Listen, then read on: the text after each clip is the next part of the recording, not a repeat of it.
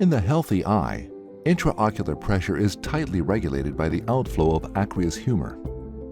This is mediated by both the trabecular and uveoscleral pathways. The trabecular pathway, regulated by the trabecular meshwork, accounts for up to 90% of outflow. Glaucoma is a chronic optic neuropathy which can progress to irreversible blindness. It is the second leading cause of blindness worldwide. Dysfunction of the trabecular meshwork can contribute to the progression of glaucoma by increasing intraocular pressure. During the development of glaucoma, Rho kinases modulate actin cytoskeleton dynamics, trabecular meshwork cell contraction, and extracellular matrix synthesis, causing dysfunction to the trabecular meshwork, which increases resistance to the outflow of aqueous humor through the trabecular pathway.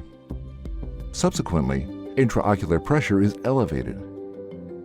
This increased intraocular pressure damages the retinal ganglion cells of the optic nerve, potentially causing loss of vision. Netarsudil is a Rho kinase inhibitor that has been shown to reduce intraocular pressure. Rho kinase inhibition changes extracellular matrix composition and alters the actin cytoskeleton, suppressing the contractile response of the trabecular meshwork, leading to increased aqueous humor outflow.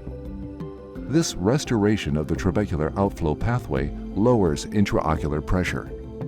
Netarsudil can be effectively used as a standalone treatment for glaucoma, or can be used in a fixed-dose combination with latanoprost, a prostaglandin analog that increases uveoscleral outflow.